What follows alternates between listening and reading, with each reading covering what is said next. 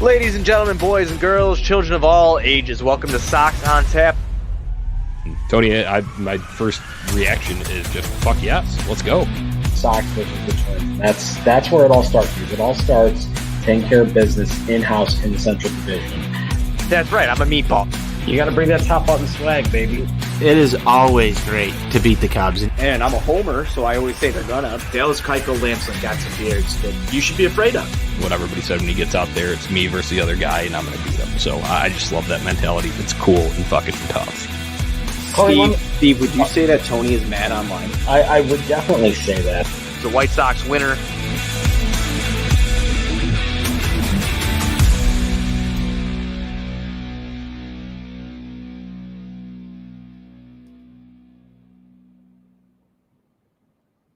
Hello, everybody, and welcome to Sox on Tap. This is Tony Marchese. Tonight, I'm joined by Steve. And Steve, we're going to talk about a rough one on the south side of Chicago tonight. But before we do that, make sure you're going to ontapsportsnet.com for all your Chicago sports literature and podcasting needs, as our guy Buzz would say. And be sure you're going to Grandstand for all of your Chicago White Sox gear needs when you make your trip down to the ballpark. This show is presented by Grandstand. Steve, how are you doing, my friend? Because this one tonight just it wasn't fun. It had some pain points. I think there were some things that the Sox could have done better. Hey, Tone. This was the first game that I have watched on my couch since last Friday against the Texas Rangers, so I almost didn't really know what to do with myself here. Overarching thoughts, though, I mean, this was certainly a game that was definitely frustrating. It was a winnable game against Shane Bieber, who did not have his top-level stuff tonight, and Sox didn't take advantage of some opportunities that they had to get back in this game. And, one bad inning from Dallas Keuchel, that was a difference tonight. Yeah, Steve, and let's get right into this one here. Shane Bieber did not have his best stuff that you're used to seeing out of him, but early on, that first inning, second inning, he looked like he was going to be electric tonight. Everything that I saw on Twitter was we're going to be lucky to get a hit. Let's just talk a little bit about Shane Bieber, and the White Sox did get to him tonight, so I think that's important to talk about. Interesting thing with Shane Bieber tonight. So, obviously he had the start against the Sox, was it 2.5 weeks ago when he was paired up against Giolito, when he had that top level stuff right there. And he went the nine shutout innings. I think gave up only 1 or 2 hits, had a 12 or 13 strikeouts. And that was Shane Bieber at his best. Those first 2 innings, like you talked about there, he looked very sharp from the outset there, and he had a much different approach tonight through the first couple of innings, and it really kind of continued throughout the game. Not necessarily as effective as the first 2 innings versus what he did in the previous start, where against right-handed hitters, what he was really doing, and he did this against Timmy to lead off the game, was he was utilizing the elevated fastball at the top outer third quadrant of the strike zone to put guys away.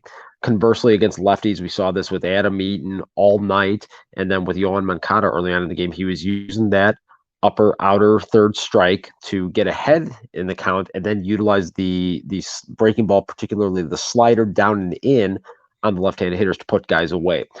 First time through the order, Sox really had some struggles with that, and it was a much different approach than what we saw from Bieber with the curveball heavy arsenal the first start against them earlier in the season here. So second time through, they made some nice adjustments though, but early on it looked like it might be another rough night against Bieber, but the Sox, adjusted to his game plan there and put together some strong at-bats and made this thing interesting.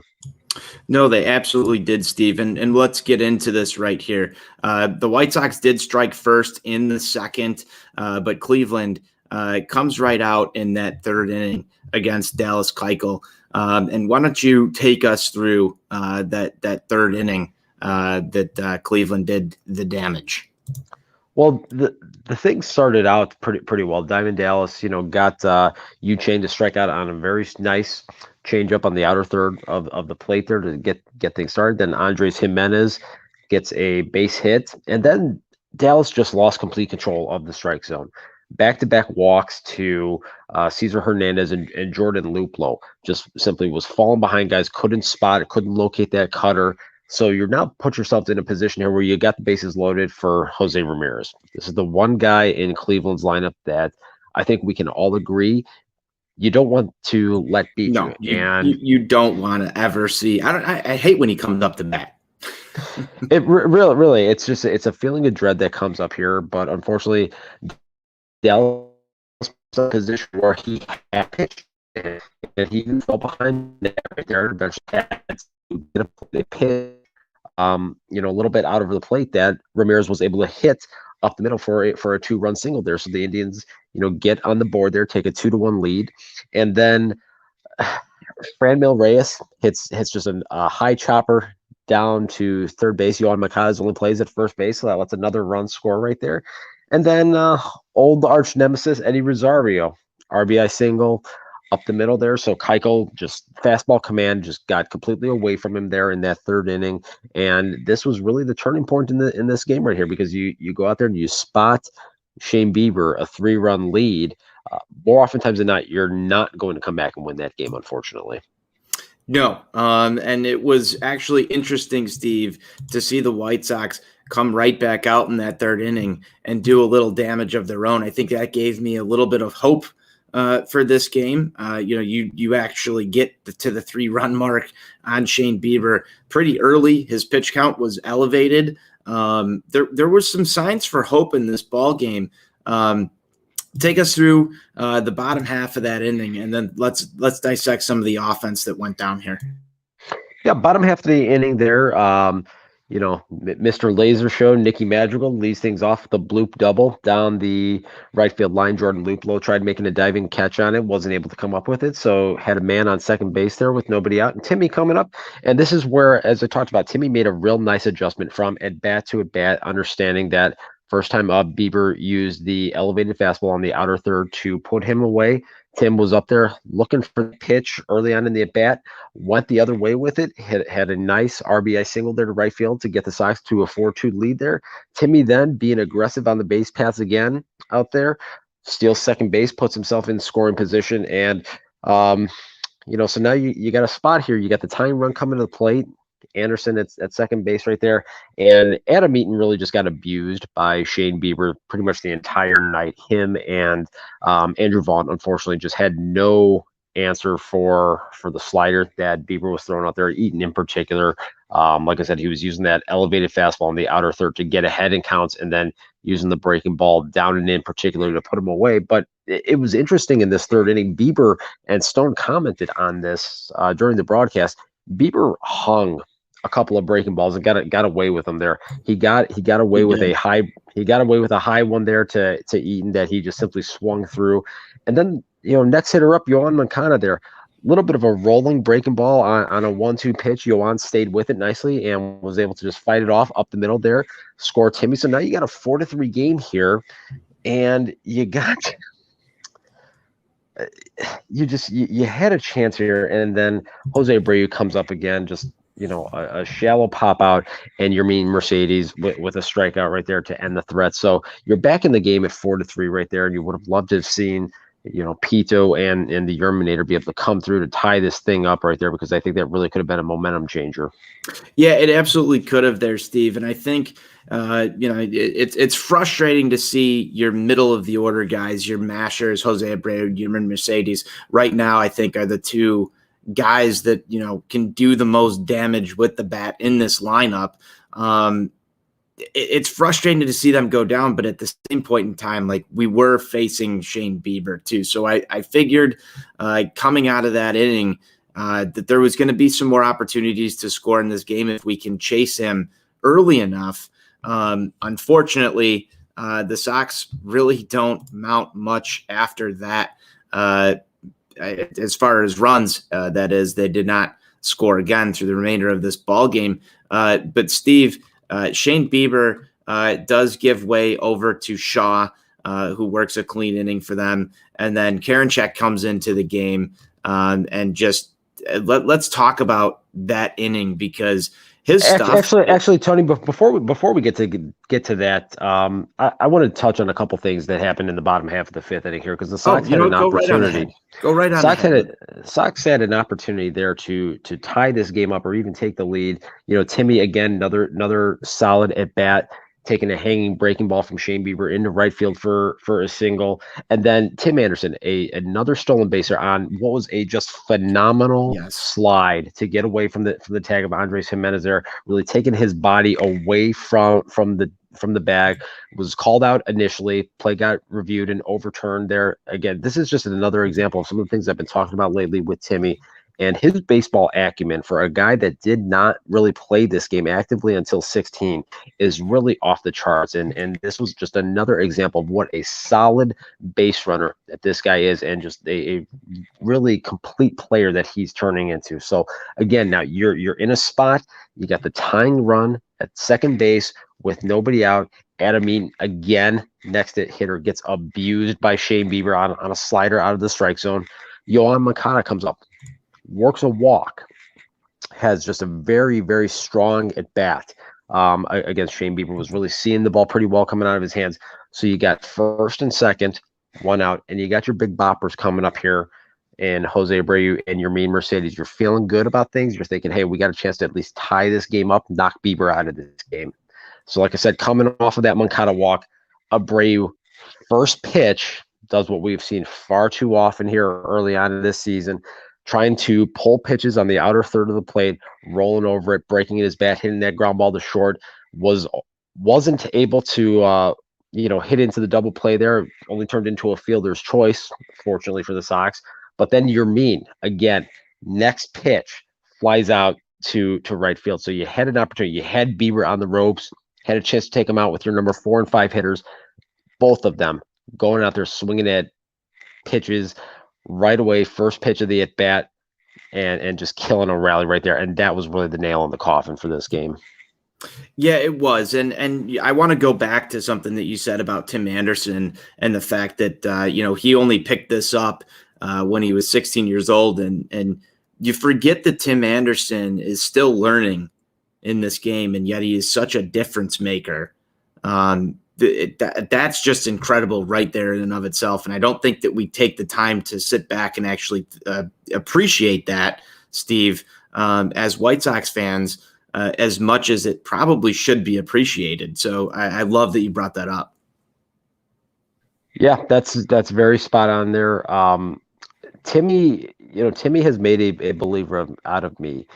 I was someone that was very critical of him early on in his career, and I had a lot of question marks about whether or not he was the right guy to be a leadoff hitter on this team. He has made me eat my words, and he is continuing to add something to his game on a year in, year out basis, and you just love to see it. You absolutely do. And I myself was critical of him as well. I thought he was not going to be anything more than a 7 hitter. I questioned whether or not he was going to stick through this entire rebuild when he had first come up. And he has become such an important piece of this team because he was already here from the start, and he's really shown it every step of the way through this entire thing and become a bona fide star almost, Steve, if not already. So it's just impressive to see that. And you're right. I mean, just even the slide tonight, getting around a tag like that. We complain a lot about guys base running. Tim Anderson he's learned from his mistakes. He's improved in every aspect of his game, and stuff like that you see him making next level plays. Again, I just go back to underappreciated for him sometimes. And maybe that's just my own feeling on it. Maybe I'm not appreciating him enough, but it's just good. It's just good shit to see there. I do wish that inning panned out a little bit better than it ended up doing, but we got to move along in this one, Steve. Let's get into the 8th inning with Karinchak on the mound. Some weird stuff going on when he pitches against the White Sox, man. You saw him cross up Cesar Hernandez in the last series and wound up hitting him in the hand. Do you remember that play, Steve? I think you mean Roberto Perez. Oh, Roberto Perez. Yes, Roberto Perez. I'm looking at the wrong name. Cracking beers and and saying wrong names is what I'm good at here.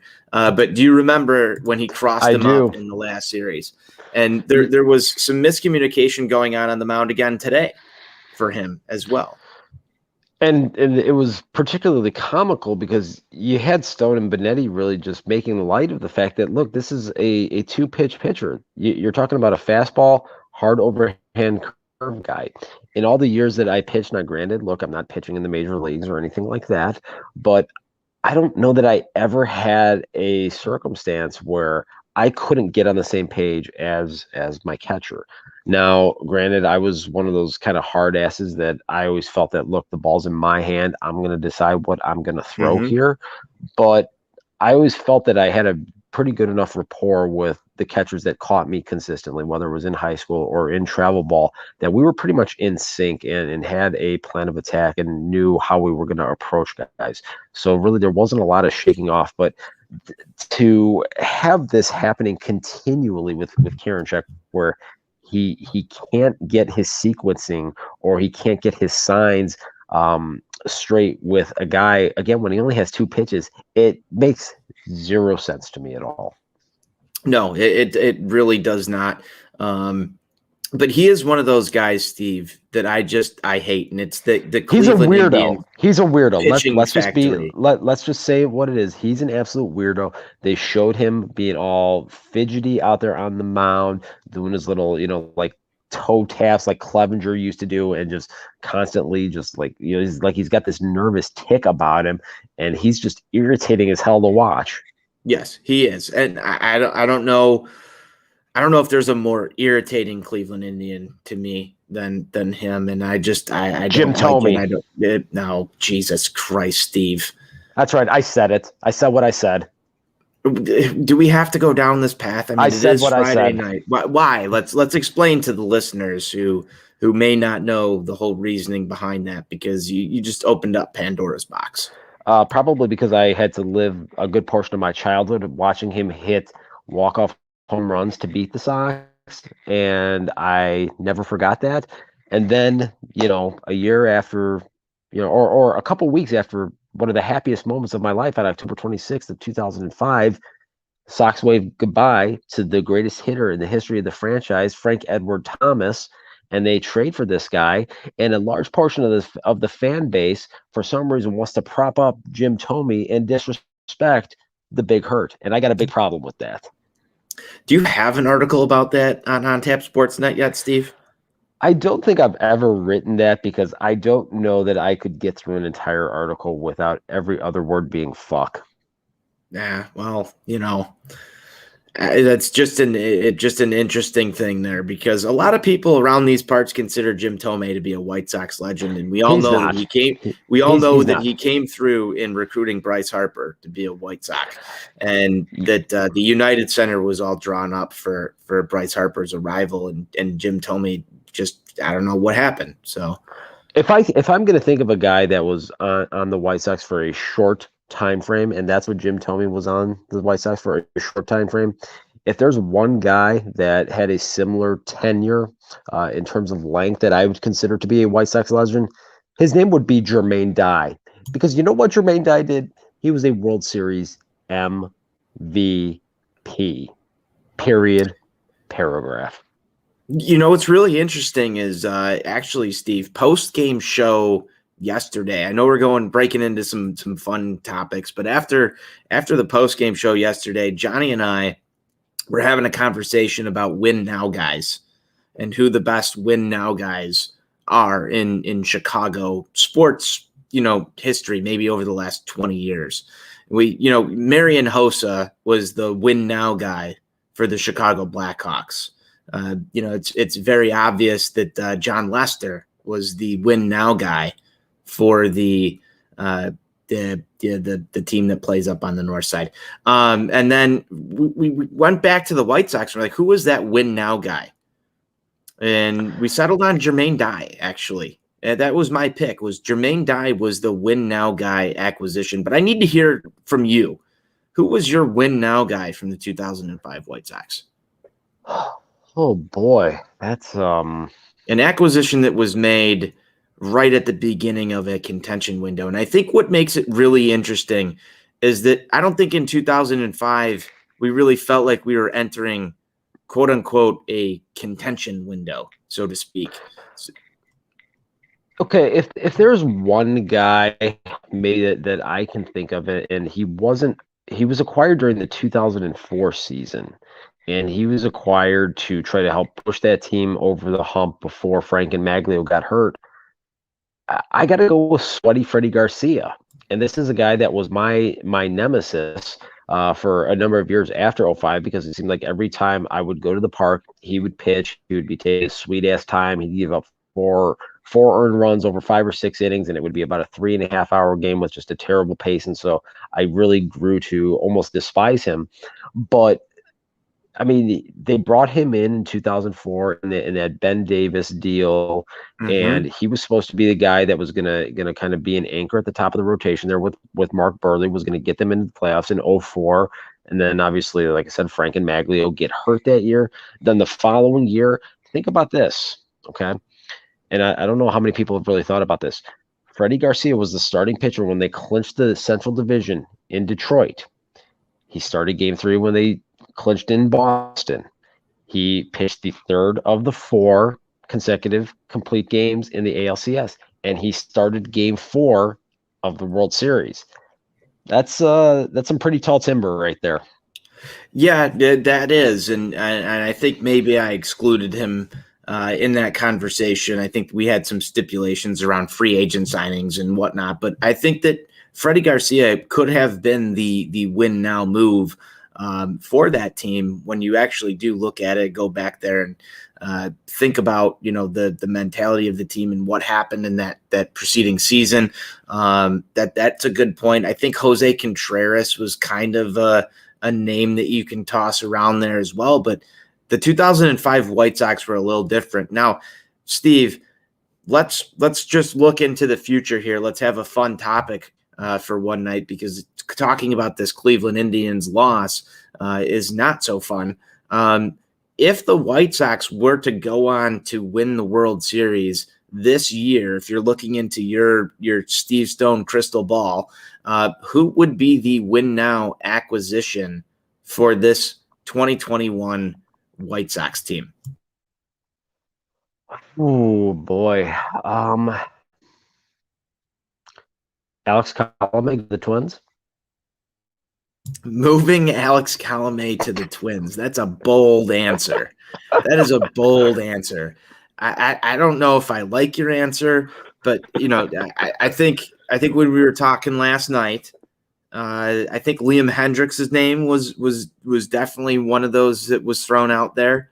Yasmani Grandal has been thrown out there, but let's look at Yasmani Grandal right now. I don't think he's doing exactly what everybody would want him to do. And I think that could be a segue into talking about his struggles. And, here's another question for you as a follow-up to that. What does Yasmani Grandal need to do, Steve, in your opinion, to figure it out at the plate right now? Because start hitting the ball in the air. That's it. He is driving that ground ball rate on this team right now. He really is, and Steve Stone is not holding back when he's talking about it. So, as the saying goes, elevate and celebrate. Well, dude, man, I was there last weekend. I believe that was on Saturday when he went morning track power, and I thought, okay, maybe we're going to see a little bit of turnaround here. And since then, there hasn't really been a ball that's jumped off of Yasmani Grandal's bat the way you want it to. Yeah, look, he snuck one through the shift here earlier tonight, but look, we got to call it what it is. He's been dog shit to this point offensively at the plate. He's drawn some walks in there, so he's got the on base percentage that's like 200 points above where his batting average is, but the walks are okay, I guess, but they need him to be driving the baseball.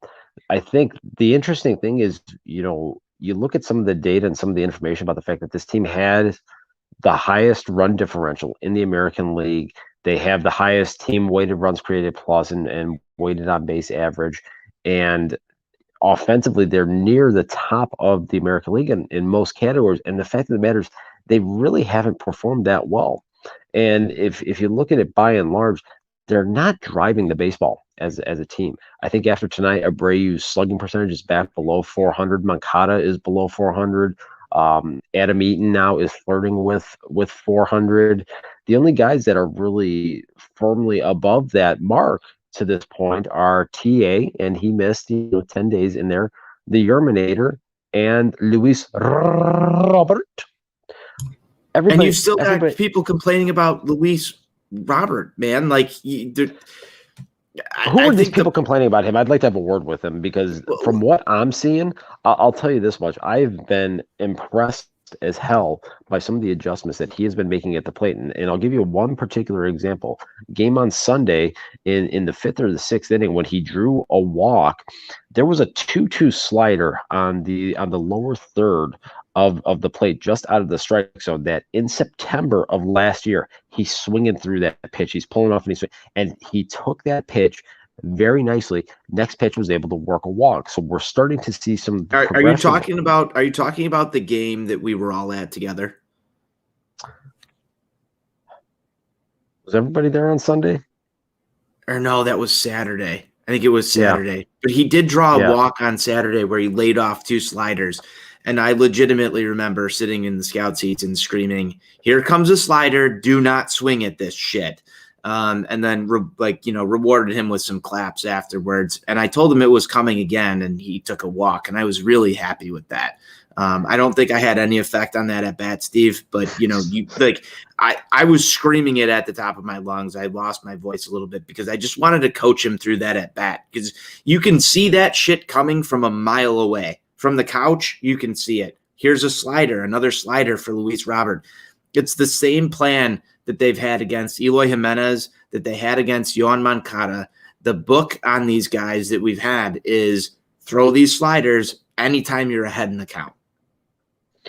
And that's the same thing we're kind of seeing in certain instances right now with Andrew Vaughn. Tonight being a perfect example of that with Shane Bieber. He was getting ahead of him and putting him away with sliders down and out of the strike zone. And I'm not even going to fault Andrew Vaughn for this, because the fact of the matter is Andrew Vaughn never at any point in his life up until 3 or 4 weeks ago saw a slider that looked anything like what Shane Bieber was throwing up at him tonight. He sure as hell didn't see anything that looked like that in Winston-Salem in 2019. So I'm not going to fault Andrew Vaughn for this.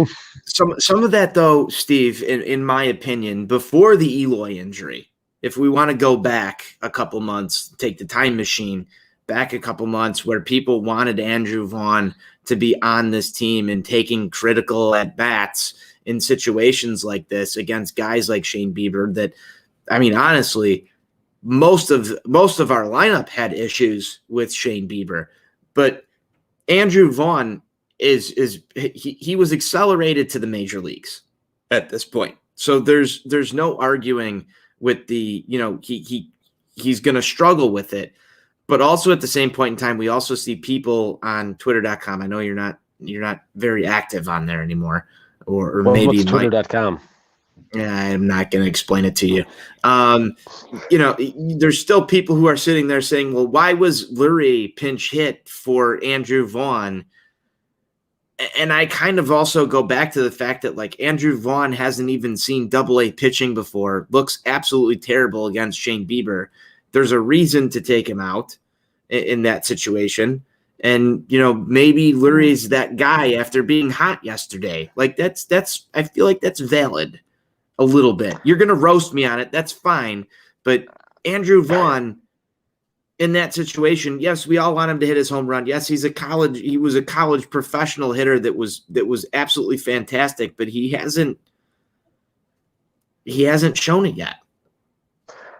I will say this, that the quality of Andrew Vaughn's at bats in the last 7 to 10 days has improved dramatically. I know obviously he had the 3 hits in game 2 yesterday, and being in the ballpark for both of those and being able to see firsthand the approach and the ability to make adjustments within particular at bats is something that he started to pick up on. And I think that just goes to show how advanced of a hitter this guy really is, even at a relatively young age professional from a games played standpoint there.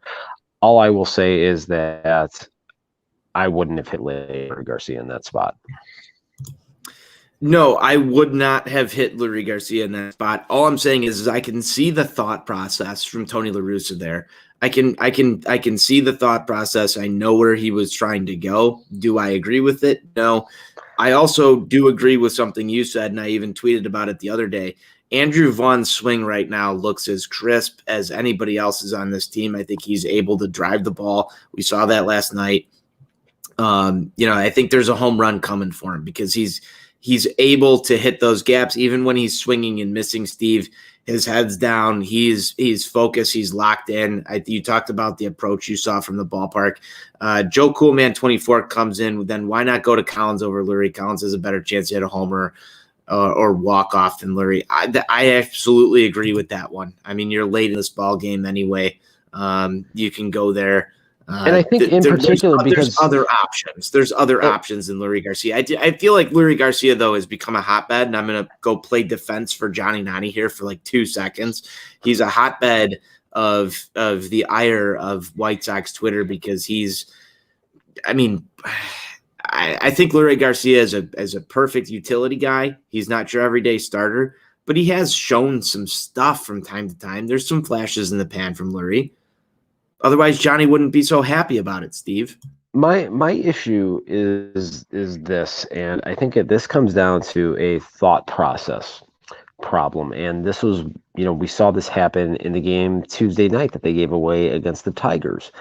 And Tony talking about the fact that he left Billy Hamilton and Larry in the game to hit in the 8th inning because he was looking for a single.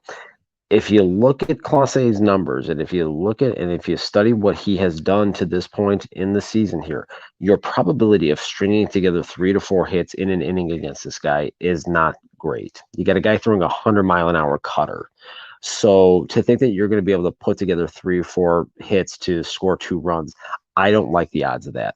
So in that particular spot there, I would rather roll with Andrew Vaughn or with Zach Collins, a guy that maybe their bat runs into one and it finds its way over that fencing that they set up before the game, and you got a tie game with a chance to go do your stupid bullshit softball rule in the 10th inning versus Larry hitting a ground ball to the second baseman.